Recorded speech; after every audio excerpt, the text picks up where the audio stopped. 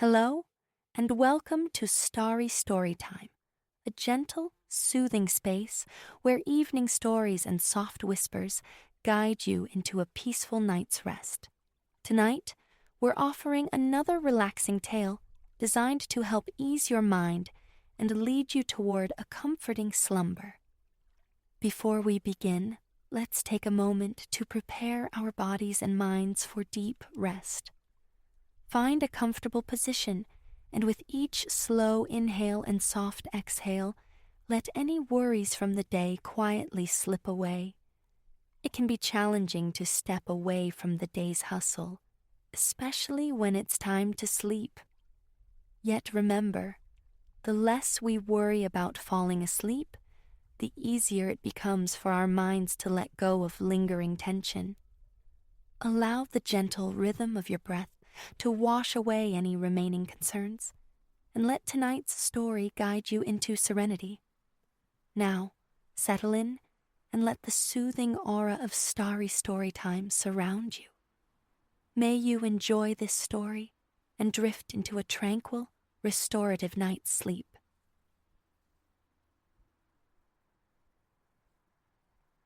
Clara found refuge at a diminutive table tucked into the bakery's corner, adjacent to the window. Outside, the late afternoon bore a tumultuous disposition. Daylight hours dwindled noticeably along the Maine coast this time of autumn.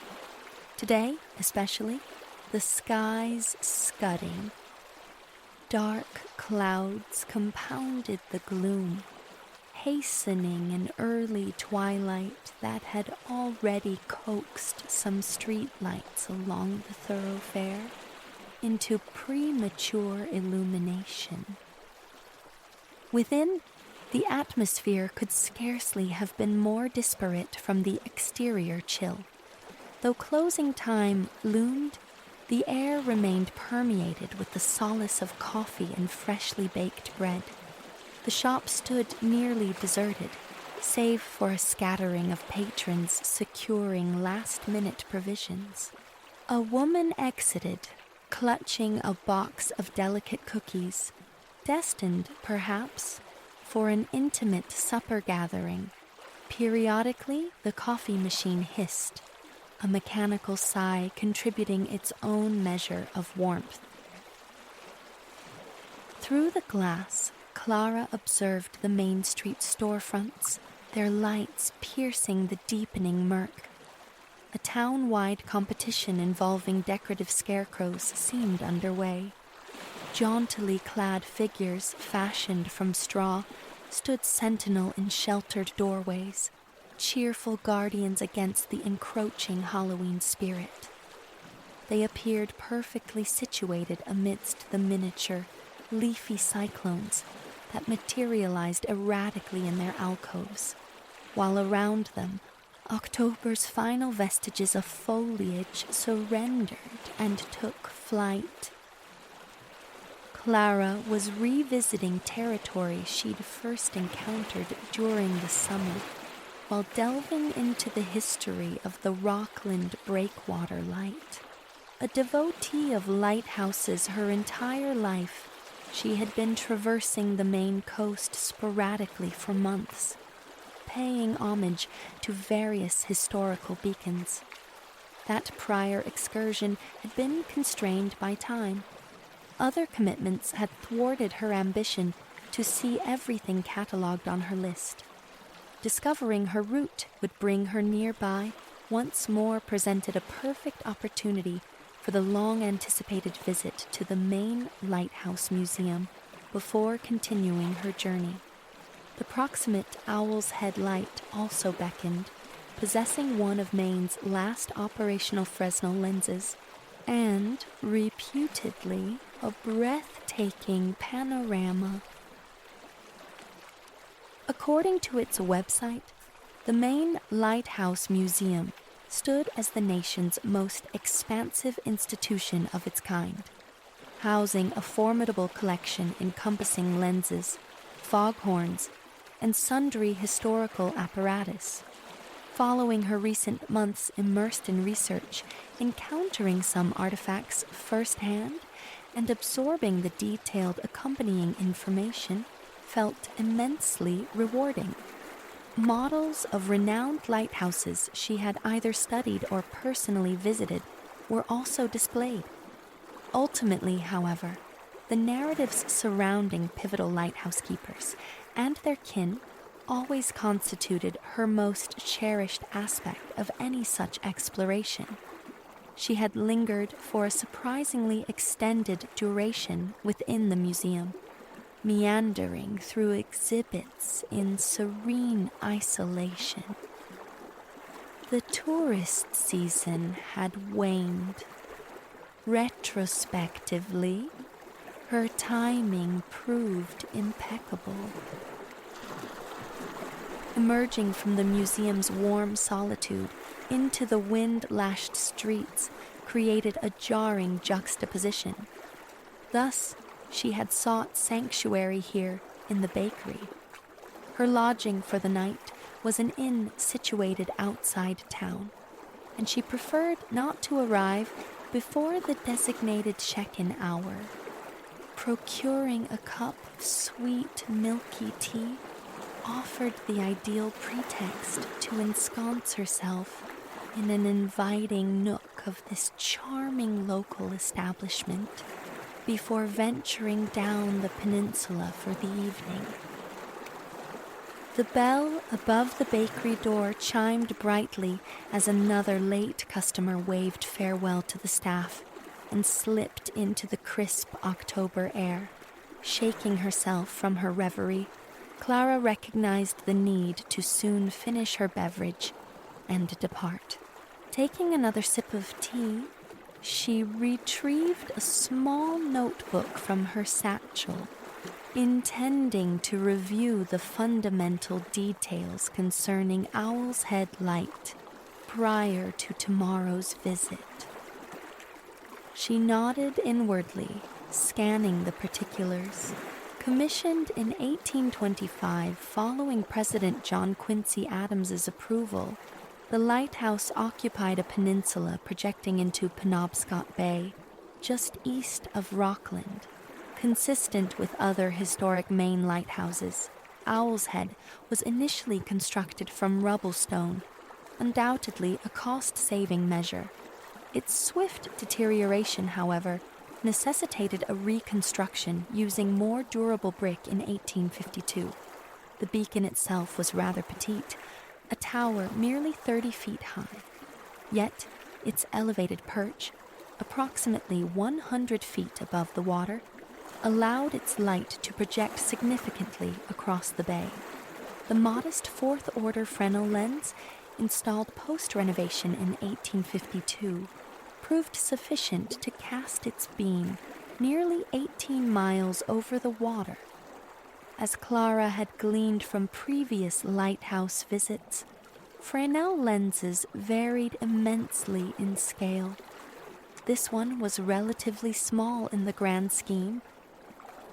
Clara drained the last of her tea, placing the notes before her. The history of this diminutive lighthouse seemed fairly uncomplicated. Primarily, she anticipated the view. A quote attributed to a man named Elias Thorne had captured her interest. In his work, The Pine Tree Coast, he had apparently written, "Owl's Head ushers at once upon a scene almost too beautiful to profane with speech. When we are looking at it, impossible to find language to do it justice." Whether this sentiment held true amidst the brown starkness of late autumn remained uncertain, but she resolved to ascertain for herself come morning. Folding the notebook, Clara tucked it into her bag, rising almost grudgingly from her cozy refuge by the window. She cleared her table and donned her warm coat. Wrapping a soft scarf around her neck, she pushed open the door and stepped out into the brisk autumn atmosphere. Now, nearly all the street lights concurred on the lateness of the hour, casting a soft luminescence along the sidewalk's length. Clara navigated past the neon glow of the vintage theater's marquee to locate the spot where she had parked her car earlier. She slid gratefully into the comparative warmth of the driver's seat, placing her bag beside her. With the engine purring steadily and warmth whispering from the vents, she activated the navigation system, directing the vehicle toward her refuge for this blustery night. The bed and breakfast lay nearby. Indeed, as she drove south and the towns receded behind her, she passed a turnoff she recognized would lead to the lighthouse. Tonight, however, her sole desire was to settle indoors. But first, glimpses of the harbor flickered to her left before the road veered slightly inland, yielding to dense thickets. She passed a time-worn placard, barely discernible in the fading light, proclaiming her entrance into the town that grew from sea and stone. After perhaps 10 minutes of driving, she arrived amidst a small constellation of houses and businesses encircling a modest cove. Gratitude swelled for her navigation aid, as addresses proved difficult to decipher in the near-total darkness. Nevertheless, she located the correct driveway on her initial attempt and pulled into an empty parking space, surmising she might well be the sole guest. Clara opened her car door into the escalating wind, retrieving her overnight bag from the trunk. Bowing her head against the gusting air, she hurried onto the covered porch and pushed open the heavy front door of the house. Hauling her luggage inside in one motion, she managed to pull the door shut behind her, instantly sealing out the autumn chill. She paused in the entryway, regaining her breath. Contemplating the age of the dwelling, she mused it might once have been a farmhouse. Not a grand estate, but undeniably cozy. Her gaze fell upon the unvarnished, wide wooden planks beneath her feet, then shifted through a nearby doorway into a living room where flames crackled merrily within a hearth. A small desk stood before her, bearing a bell. Before she could ring it, however, swift footsteps approached from the rear of the house. A woman emerged, casually attired in jeans and an apron, appearing as though summoned directly from the kitchen. Beaming, she introduced herself as Martha, welcomed Clara warmly, and offered a polite apology for her slightly tousled appearance. Clara reassured her no formal attire had been expected, prompting shared laughter. The distinct impression persisted that this was hardly the inn's peak season. The ambiance, consequently, felt refreshingly casual. Martha guided Clara upstairs, showing her to her room. "You're our only guest tonight," she explained, "so I gave you the big room with the pretty view." Clara expressed her thanks, anticipating the pleasure of discovering the vista come sunrise. Her host then extended an invitation for a light supper downstairs once she had settled. "With no one else arriving tonight," Martha added, "I thought you might enjoy having a bite by the fireside. Does that sound appealing?"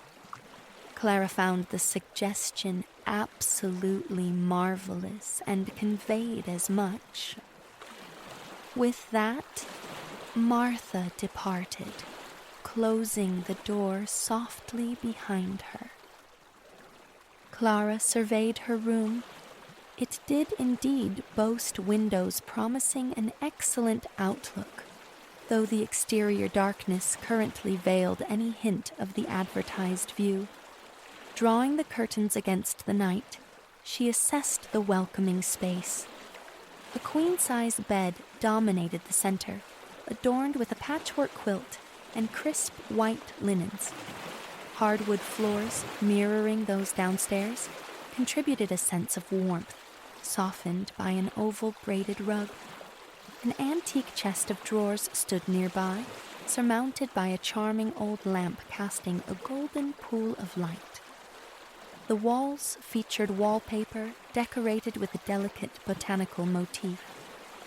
The entire room felt simultaneously spacious and snug. She looked forward to reading in bed for a spell after dinner. This was the perfect sanctuary for the night. Smoothing her wind-tousled hair in the mirror, she unpacked a few essentials before deciding to venture downstairs. Her appetite was modest, but the allure of the fireside proved irresistible.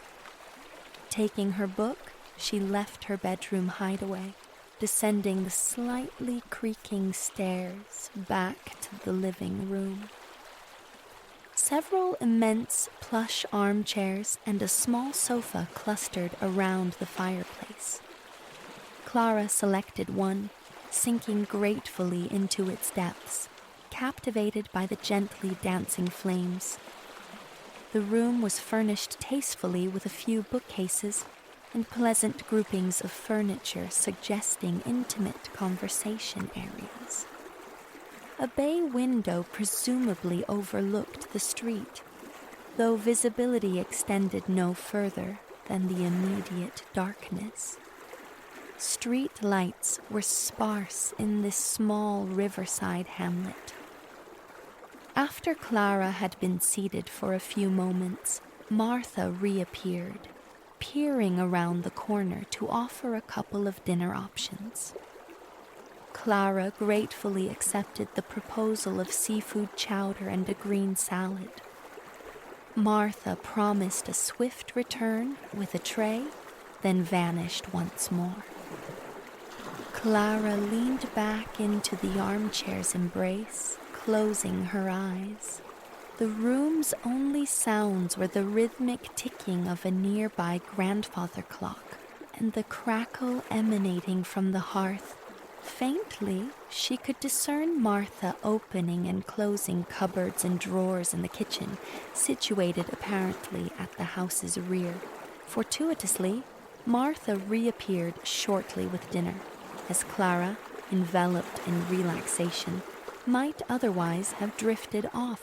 As it happened, a standing tray bearing hot soup, oyster crackers, and a delicate green salad materialized before her, just before slumber could claim her.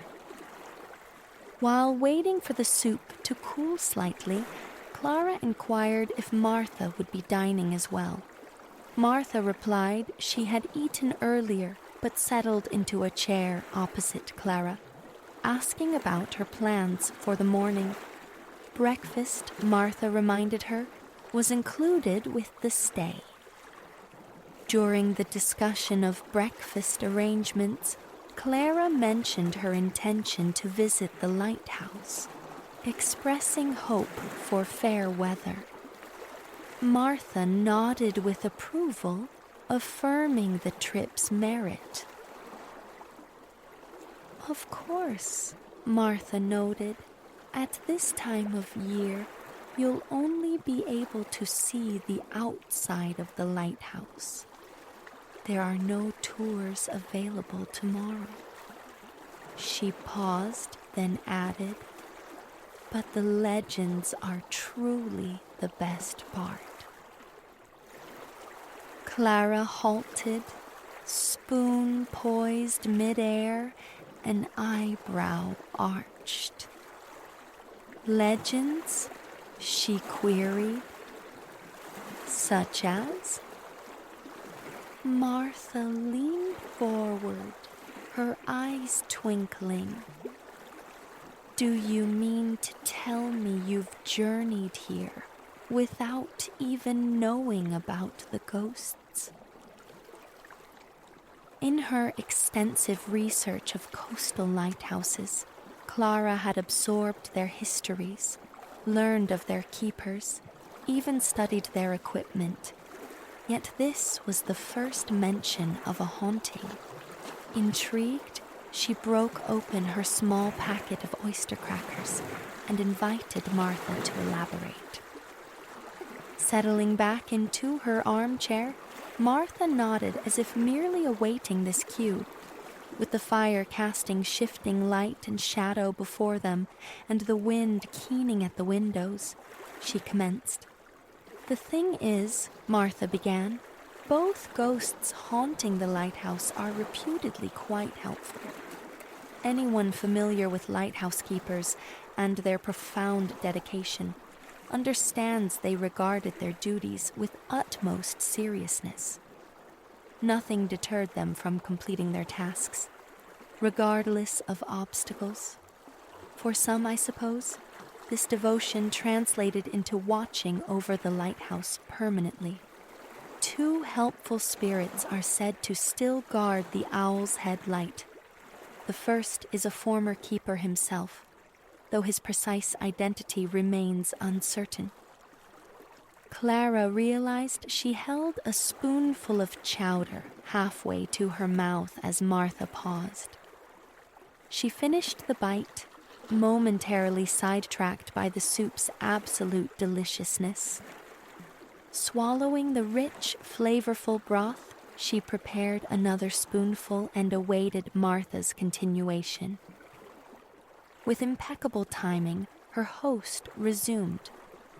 Various accounts mention footprints discovered in the snow leading to the lighthouse, described as belonging to workmen's boots. Now, one might retort, so what? Any man could have walked there in the snow. But here lies the peculiarity. The footprints invariably lead only in one direction. Martha spread her hands dramatically before continuing, and upon following these tracks to the lighthouse tower, astonished keepers have reportedly found the brass polished and the lens impeccably cleaned. Clara reflected on all she had learned regarding the sacrosanct importance of such daily maintenance. This, she knew, would indeed signify a spirit of the most benevolent kind. Martha, however, hadn't concluded her tale of the ghostly keeper. In the 1980s, she went on, a couple resided at the Owl's Head light with their 2-year-old daughter, Lily. Apparently, her father once discovered her out of bed in the dead of night, whereupon she earnestly informed him, "Fog's rolling in, time to put the foghorn on." Anyone acquainted with toddlers knows they absorb peculiar phrases. The keeper and his wife swore they had never uttered such words around little Lily. She had seemingly conjured it from nowhere. Martha raised a finger. For years, within the keeper's house, Lily casually mentioned the presence of a bearded man clad in a blue coat and a seaman's cap. Clara realized she had consumed her chowder without conscious awareness, sheepishly placing her spoon beside the empty cracker packet. The story of the spectral keeper was compelling enough, but now curiosity about the second spirit stirred within her. Martha didn't keep her waiting. Naturally, anyone versed in lighthouse lore knows that operating a light station often required assistance from wives, even children. Clara nodded. This fact had certainly surfaced during her research. Martha continued her narrative. There exists a benign apparition many refer to as the Little Lady, who seems intent on maintaining the household at Owl's Head. Apparently, she enjoys rattling silverware in the keeper's house kitchen. She's also been linked to the spontaneous opening and closing of doors. Martha shrugged, conveying an air of impartiality regarding this information. Then she added, "A keeper in the late 1980s reported his wife glimpsed a woman in a white dress gazing out the windows. And their son insisted a lady favored sitting in a chair within his room. People say she imparts a peaceful sensation, and her presence isn't unwelcome." Clara contemplated the two accounts for a moment. And naturally, after the 1980s, the light was automated, so there's no one present to confirm whether the ghosts remain or not, she inquired. Martha nodded again in approval. "For all we know," she stated, "the spirits are the only ones maintaining a 24-hour watch to this day." Having now finished her lovely green salad, Clara leaned back in the soft armchair, folding her napkin on the tray. Martha paused, asking if she might fancy some hot cider. Clara agreed cider would be delightful, and her host carried the tray to the kitchen to fetch their drinks. Sinking a little deeper into her seat, Clara watched the hypnotic dance of flames in the hearth, a languid warmth beginning to settle in her limbs. Martha returned bearing 2 steaming mugs. A delicious aroma of apples permeated the room. She placed 1 cup at each end of a side table, positioned between them, and resumed her seat. Then she began anew.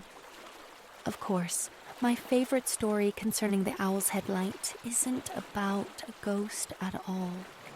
It involves a truly heroic dog named Spot."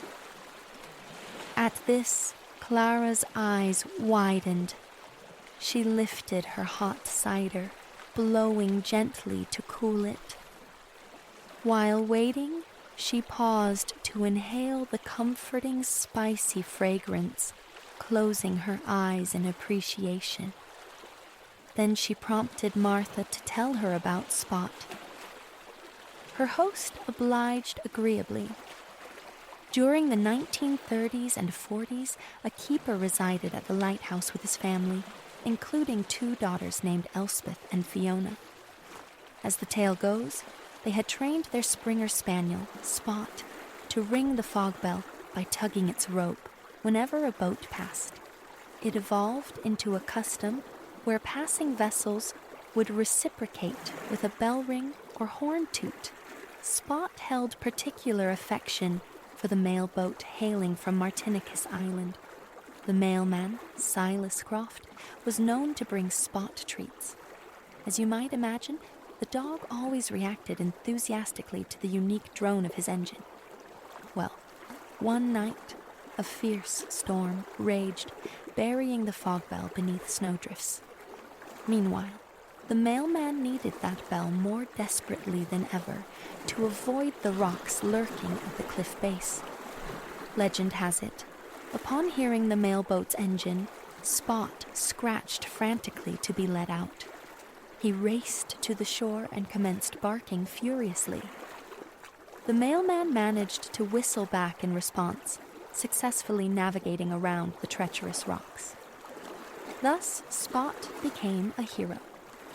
He's not a ghost, but you can find him immortalized at the lighthouse. A plaque commemorates his memory there. What a very good boy he was. Martha smiled at the thought of the valiant spaniel and sipped her cider. Clara smiled too. She savored the last of her steaming beverage and set the mug down beside her. Leaning her head back against the chair, she regarded the fireplace reflectively. "I'm so glad I heard all these stories before visiting the lighthouse," she remarked to Martha. "And to think, all I anticipated was a view." Oh, Martha chuckled in agreement. "You'll likely have the place entirely to yourself this time of year," she said. "You can visit Spot's Memorial in peace, and the weather forecast looks promising for tomorrow." Both women glanced towards the rattling window panes nearby, sitting in silence for a moment, listening to the old house creak comfortably around them. Perhaps discerning the perfect moment to withdraw, Martha rose and collected their empty mugs. She informed Clara that warm muffins and fruit would be available in the kitchen in the morning, any time after 7 o'clock. With that, she offered a kind nod, wished her guest a good night, and vanished once more into the rear of the house. The fire radiated such warmth, and the chair felt so soft, that Clara felt reluctant to ascend the stairs to her bedroom. The prospect of her comfortable bed beckoned, however. Eventually, she roused herself from her spot in the sitting room and quietly ascended the stairs. The hour wasn't excessively late, yet outside it could have been midnight. The profound darkness and wild weather rendered bedtime exceptionally appealing. After changing into pajamas and brushing her teeth, Clara gratefully pulled back the cheerful quilt and nestled into the crisp white sheets.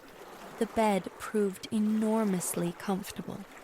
Tucking the covers beneath her arms, she stretched nearly to the mattress's foot, exhaling contentedly. She attempted briefly to read her book, but the words soon blurred before her eyes. Within minutes, she abandoned the effort to remain awake. Turning off the light, she drifted away on a sea of dreams, lulled into slumber by the gentle tapping of tree branches against the window pane. That night, Clara dreamt of her visit to the little White Owl's Head lighthouse. In sleep, she conjured waking to a sun-drenched autumn morning.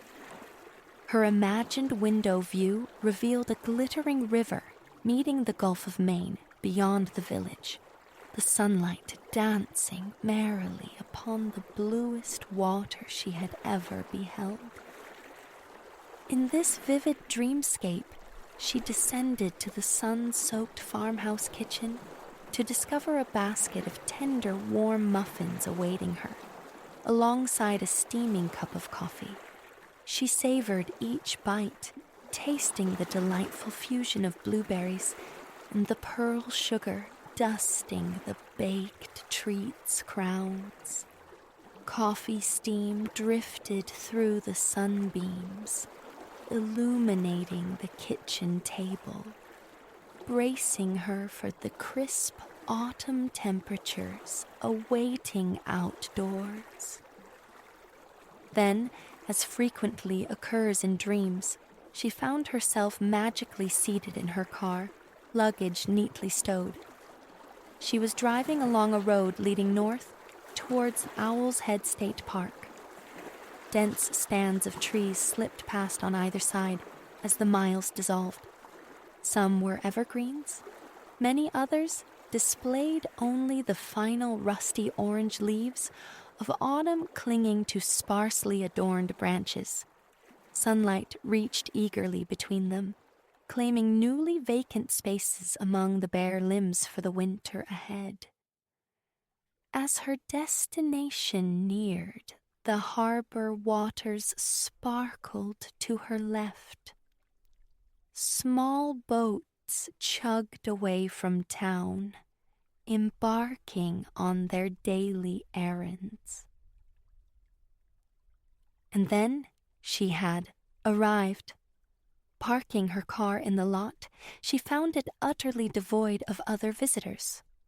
Stepping out into the October air, Clara followed a wide gravel path. To one side, she perceived her elevated position on a promontory. To her right, the bay waters peeked between trees, hinting at the panoramic vistas to come. The lighthouse materialized before her. A neat keeper's cottage stood to her left, while the bright white brick tower of Owl's Head Light crowned a steep incline. Stairs zigzagged upwards, meeting it abruptly at the summit, inviting the visitor to ascend as if towards the heavens. She walked slowly to the top and turned, releasing a sigh of pure contentment. The scene unfurled before her was as magnificent as she had dared hope. The grass-covered hillside had faded to its autumn palette of gold and rust, yielding to the craggy promontory, thrusting out into the water. Beyond lay a churning expanse of aqua and blue, stretching from left to right. In the distance, through dissipating morning mist, land masses emerged. Misty shadows. Were they peninsulas? Islands? Clara couldn't tell. Clara knew only that in this breathtaking, luminous moment, enveloped by the invigorating saline air, she was becoming part of Owl's Head's history. Drifting effortlessly through her dream, she lingered there. For a minute, perhaps an hour. Eventually, however, she found herself before a simple stone marker inscribed, "Spot the Lighthouse Dog." Reading this plain inscription, etched forever onto this isolated hillside above the sea, Clara smiled inwardly before waking, imbued with a comforting certainty that this modest sentinel would forever possess faithful caretakers, watching over it. A peal resonates, chasing itself down the narrow lane paved in time-worn brick. Nearby, the gentle percussion of ceramic meeting saucer drifts from a sidewalk cafe, a soft counterpoint to the lingering chime. This artery of central Bordeaux, blessedly free of automobiles, pulses instead with pedestrians, the occasional whirring bicycle, and the contented murmur of those cafe patrons, their chatter an undercurrent beneath the bell's fading echo. You navigate this current, bound for a rendezvous, your second day delving into the soul of this historic French city, guided by Antoine. The bell's toll is no mere happenstance. Its source, the very monument you approach, is your designated meeting place. La Grosse Cloche, the Great Bell, one of France's most ancient belfries, a cherished sentinel watching over Bordeaux. Lifting your gaze, you see it command the street's end, framed perfectly by handsome leaning buildings. Its silhouette echoes the medieval gatehouse glimpsed earlier, evoking a tall, slender fortress from a forgotten storybook. A solid rectangle of weathered stone, crowned with conical turrets, pierced at its base by an imposing archway, a true gateway. And a gateway it was, you recall, one entrance piercing the formidable walls that girdled Bordeaux through the turbulent Middle Ages. A necessity when cities huddled behind stone ramparts. Yet this gatehouse possesses distinctions. Most striking is the colossal bell suspended within an aperture 2/3 up its height. This is the titan whose vibrations just rippled through the quarter, marking its ceremonial monthly ringing. It marks, too, your meeting with Antoine, who, with thoughtful precision, timed your arrival to catch its resonant voice from the safe embrace of a few blocks away. Drawing closer to the massive stone portal, you spot him lingering in the cool shadow just beyond the arch's curve. Antoine's stance marries relaxation with an attentive readiness. A warm welcome flows from him, his keen eyes dancing as they register, the appreciation blooming on your face. You see the spark ignite, the eagerness to unfurl the rich tapestry of his beloved city's past. After the requisite pleasantries, he dives into his element, a born raconteur spinning history and anecdote into narratives that breathe and flicker in the mind's eye. He begins, gesturing skyward to a weather vane perched at the structure's apex. Fashioned as a lion, he explains, it stands as an emblem of the English monarchy. This gatehouse rose, he tells you, during an era when Bordeaux answered to the English crown. You remember the history. The city, once heart of the independent Duchy of Aquitaine, passed into English dominion when its Duchess, Eleanor, wed the heir to England's throne. 3 centuries under English influence followed before the protracted struggle known as the 100 Years' War ultimately bound Bordeaux to France. Though undeniably defensive, Antoine shares with a conspiratorial smile. The guardsmen of old sometimes jestingly dubbed it the Golden Lion Hotel, thanks to that regal weather vane. It's these flourishes, delivered in his melodic cadence, that ensnare the imagination. Even now, you can almost conjure the ghostly sound of boisterous medieval laughter ricocheting off the unyielding stone. Together, you step beneath the archway into its sudden coolness. Set into the yellowish stone is an engraved plaque.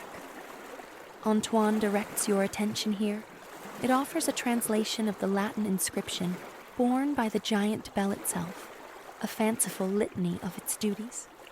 Antoine offers his own interpretation, reciting softly, I summon to arms, I announce the days, I impart the hours, I banish the storm, I chime for holidays, I cry out the fire. And so it did. Across vanished centuries, its voice a warning against attack or the ravages of flame. Emerging from the archway's embrace, you step back into the warming midday sun to view La Grosse Cloche from its other side. Here, a narrow pedestrian passage stretches towards a wider modern thoroughfare beyond. On that distant asphalt ribbon, a steady stream of cars carries Bordeaux's present-day inhabitants onward. Nowadays, Antoine explains, the bell's voice is reserved for a handful of ceremonial moments, alongside its noon ringing on the first Sunday of each month. Its potent peal marks New Year's Day and 4 other solemn dates. 3 commemorate the world wars that scarred this ancient land. November 11th, the armistice of the Great War. May 8th, VE Day, and August 28th, the anniversary of Bordeaux's liberation. The 4th is July 14th, Bastille Day, celebrating the dawn of the French Revolution, the end of monarchy, and the eventual rise of the Republic. The soft hum of traffic from the modern street behind subtly penetrates your awareness as you absorb these layers of time. Sunlight infuses you with a quiet contentment, your thoughts drifting pleasantly. History feels almost tangible here, a palpable presence where antiquity and modernity coexist with such unforced grace. Low metal bollards demarcate the car-free zone where you stand, ready to retract for authorized passage. Underfoot, stone bricks form an intricate, old-world pattern, a welcome contrast to asphalt. Nearby, a woman captures a photograph of two children beaming before the bell tower. A pair of students, perhaps, ambles past, one leisurely wheeling a blue bicycle. No one seems hurried here. Their passage draws your eye to an unexpected detail. A dozen colorful bicycles parked neatly along the building line, clustered before a shop entrance, likely a bike store. They lend a charmingly mundane touch to this venerable space. The woman and children finish their pictures, their happy chatter fading as they skip away. Beside you, Antoine speaks again. Like the gatehouse, he murmurs. The bell itself holds many stories, or rather, the bells, plural, for several have hung within this monument through the ages. He recounts how, some 5 centuries ago, shortly after Bordeaux became French, a king confiscated the bell to punish civic rebellion. Years later, it was returned as a reward for loyalty. That specific bell, victim of royal pique, is long gone. Yet the current resident is no newcomer. It was cast in 1775 on the cusp of American independence. But now, Antoine guides you away from this medieval vestige towards the city's more contemporary pulse. You turn, facing the asphalt artery and its flow of vehicles. Wider than the serpentine lanes of the old quarter, it boasts generous sidewalks shaded by large, leafy plane trees. Here, the city breathes with a modern rhythm, though the past remains etched onto every facade. Elegant buildings of honey-hued stone, adorned with intricate wrought iron balconies, line the boulevard, reminiscent of the Parisian architecture that shapes the popular image of French cities. You stroll beneath the pleasant canopy of leaves, observing the passers-by while admiring the grand structures. One building commands attention. Large rectangular windows veiled by picturesque iron grills punctuate its facade, the stone intricately carved. Twin columns flank an enormous arched entranceway, framing double doors of polished wood, dense with elaborate designs.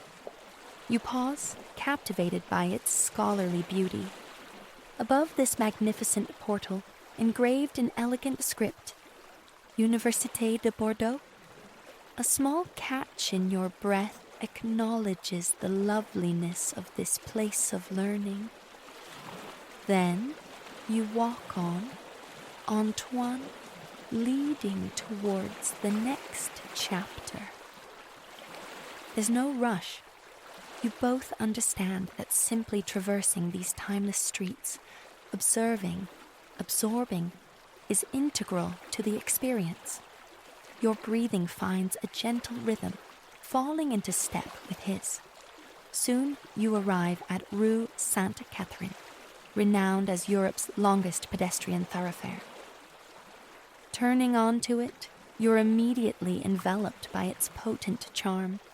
A vibrant, bustling shopping street, alive with people, some purposeful on errands, others meandering leisurely. An undeniable current of enjoyment flows through the crowd. How could it be otherwise? The street's allure is as strong as the pull of its enticing shops. Glossy, beige, diamond-shaped paving stones gleam underfoot, bordered by contrasting square gray tiles. The pleasant shuffle of countless feet on this polished surface blends with the surrounding symphony of voices. A young woman drifts past, shopping bags dangling from one arm, a vibrant bouquet clutched in the other. From the opposite direction approaches an elderly gentleman, the tip of a long, thin baguette peeking from a curious cloth satchel slung over his shoulder. A bag, you realize, perfectly, singularly shaped for its cargo. You continue along this captivating street until another imposing archway rises ahead, marking Rue Sainte-Catherine's terminus. It stands in stark contrast to La Grosse Cloche, where your day began. Its vault is far higher, unburdened by a castle-like medieval structure. This is a triumphal arch, erected in the 18th century after the ancient city walls were dismantled. Through its opening, perfectly framed, stands a tall, slender obelisk dominating a vast plaza. This, Antoine announces, is the Place de la Victoire, Victory Square. Passing beneath the impressive arch, you step onto an immense expanse paved with cobblestones, inlaid with white stones, forming diamond patterns radiating from the central obelisk. This intriguing monument is crafted from so-called red marble, now weathered to a sun-bleached pinkish hue. Facing away from it rests a bronze statue of an enormous turtle. Both obelisk and turtle, Antoine explains, are relatively modern additions, honoring Bordeaux's vital wine industry. The turtle symbolizes the slow, steady cultivation of viticulture since Roman times. Long ago, this open space served as fairgrounds just outside the city's embrace. Today, it thrives with people strolling, lounging at the obelisk's base. A knot of students engrossed in conversation nearby, and cyclists gliding smoothly across the stones. Antoine suggests a pause, perhaps a refreshing drink at one of the cafes bordering the plaza. You readily agree. He leads you towards a neat row of pretty chairs sheltered beneath large red umbrellas. You sink into one, its woven vinyl surprisingly comfortable. A waiter, immaculate white apron cinched at his waist, materializes. You order a Monte à l'eau. This invigorating concoction of sweet mint syrup and chilled mineral water is a personal favorite. You cherish its clean freshness, especially on a warm afternoon like this one. But more than that, you love its distinctiveness. It evokes the south of France viscerally, instantly engaging all senses. The waiter returns with your drink in a tall, slender glass. The liquid within glows a vivid Kelly green, the glass itself misted with condensation. An agreeable minty fragrance greets your nostrils. You inhale deeply. The first sip delivers a welcome coolness to your tongue. Around you, at neighboring tables, a multitude of voices speaking diverse global languages interweave in the afternoon air. You allow your eyes to close for a moment, just listening. The varied tongues seem to melt together, forming a composite human language that, you fancy, you can almost decipher. French flows from multiple directions, naturally. Nearby, a cascade of what sounds like Italian. You catch the name Bordeaux, spoken with near reverence. Further off, a snatch of English praises the Grand Plaza.